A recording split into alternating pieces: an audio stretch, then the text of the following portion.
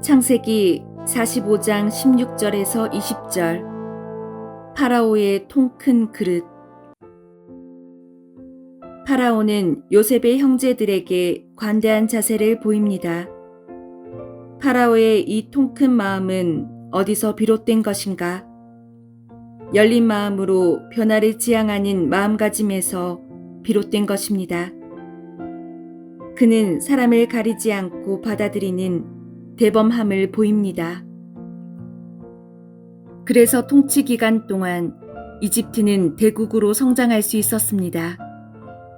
사람의 마음이 넓어지기 위해서는 나와 다른 것에 대한 열린 마음이 필요합니다.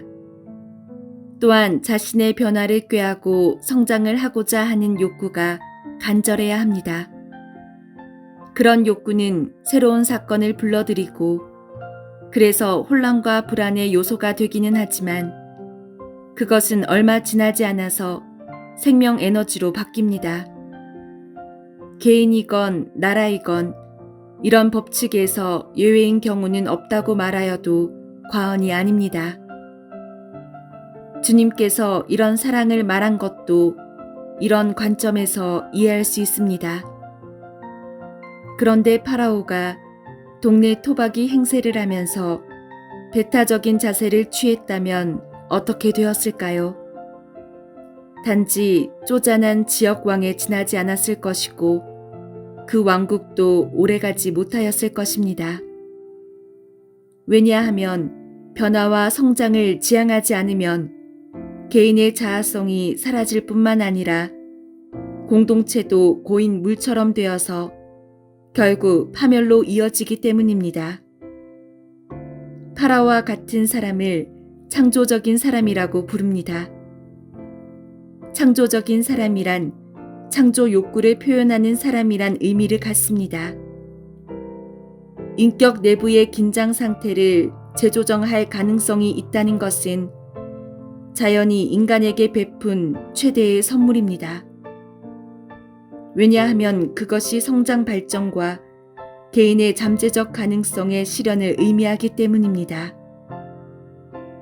여기서 인격 내부 건강 상태의 재조정은 창조라는 의미를 갖습니다. 즉, 창조적인 사람이란 인격 내부의 긴장 상태를 조정하기 쉬운 사람, 보다 심각하게 고민하지만 보다 큰 가능성을 타고난 사람이라고 말할 수 있습니다. 창조적인 사람들은 공존지수가 높다고 합니다. 공존지수란 함께 사는 사람과 관계를 얼마나 잘 운영하는가 하는 것인데 공존지수가 높을수록 사회에서 다른 사람과 소통하기 쉽고 소통으로 얻은 것을 지원으로 삼아 더 성공하기 쉽다는 것입니다. 그래서 요즘은 혼자 노는 백조보다 함께 노는 까마귀가 낫다는 말이 회자되고 있는 것입니다. 다른 사람과 원만한 관계를 맺는 능력은 초기 성인기에 완수해야 할 발달 과제입니다. 이렇게 관계 맺기에 별 이상이 없는 사람들은 30살이 넘을 때쯤이면 어떤 사람들과도 만남을 가질 수 있어야 하고 어떤 자리에서도 마음의 여유를 가질 수 있어야 합니다. 이렇게 되기 위해서는 상대방의 장단점을 볼 줄 아는 안목과 자신의 한계를 보는 눈이 있어야 합니다. 그런데 이런 안목이 부족한 경우 여러 가지 병적인 현상들이 나타납니다. 가장 현저하게 나타나는 것은 자기가 좋아하는 사람들하고만 만나려고 하는 편협성입니다. 마음에 드는 사람들만 만나려는 것은 자신감의 부족 때문입니다. 사람들에게 자기 마음을 열다가 상처를 입는 것이 두려워서 스스로를 고립시켜 폐쇄적인 생활을 하는 것입니다. 그런데 마음에 드는 사람들에게는 고집스럽게 자신의 방식을 강요해서 결국에는 아주 의존적인 사람들을 제외하고는 다 떨어져 나가게 만듭니다. 이런 사람들은 대개 성장 과정에서 함께할 사람이 적었던 경우가 많습니다. 즉, 형제 자매가 적어서 갈등을 가질 경우가 별로 없었고, 그 바람에 외부 압력에 대한 저항력이 길러지지 않아서 작은 상처에도 민감합니다. 이렇게 상처에 대한 내성이 약한 사람들은 타인과 교류할 기회를 스스로 차단해서 더더욱 자기 안의 상처가 깊어가는 악순환에 빠집니다. 그리고 모든 것을 부정적으로 해석하기 시작합니다. 세상을 잘못 이해하고 부정적으로만 본다면 어떤 세상에 살더라도 쉽사리 부정적인 상태에서 벗어나질 못합니다.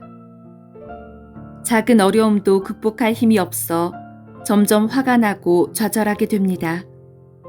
힘도 통제력도 부족한 상태라서 극단적 반응을 보이기 일쑤이고 문제를 더 복잡하게 만듭니다. 그리고 심하게 의존적이 되기도 합니다. 다른 사람이 내 삶을 개선시켜 주길 바라는 마음이 강해지는데, 그러다 보면 무기력한 상태에서 점점 더 벗어나기 어려워집니다. 타인에 대한 비난이 심해지는데, 이것은 좌절과 무기력이 악순환에서 발생하는 것입니다. 그리고 공격하고 싶은 욕구가 다른 일과 다른 사람에게로 확대될 수 있습니다. 주변 모두에게 보복하고 싶은 증오심이 슬그머니 생기는 것입니다. 이와 유사한 증세로 가해자 편집증이란 병이 도집니다. 자기 잘못은 부정하면서 다른 사람 잘못은 크게 보는 것이죠. 긍정적 행위에도 악의적 동기를 찾아냅니다. 심통 사납게 구는 것입니다. 그리고 한순간이라도 방심하면 나쁜 일이 생길 것이라 생각해서 늘 긴장 상태에 있습니다. 자기 연민에 쉽게 빠져서 자기가 세상에서 제일 불행한 사람이라고 생각합니다. 엘리자베스 엘리엇은 자기 연민에 대하여 이렇게 말합니다. 자기 연민은 다시 빠져나올 길이 없는 깊은 수렁에 빠져버리는 것과 같다. 당신이 빠져버리고 선택했기 때문에 당신을 꺼내줄 구조 손길도 없다. 한마디로 구제불능이란 것입니다. 이런 병적인 삶을 사는 사람들은 서로를 존중하는 안전한 공동체 안에서 다시 한번 관계 맺기의 훈련을 해야 합니다. 어린 시절 못해본 갈등도 겪어보고 사람들을 점점 더 많이 만나는 훈련을 하면서 동굴 속에 스스로 가두어둔 자아를 밖으로 나오게 해야 합니다. 그런 의미에서 교회는 사람의 자아를 치유하는 아주 좋은 장입니다.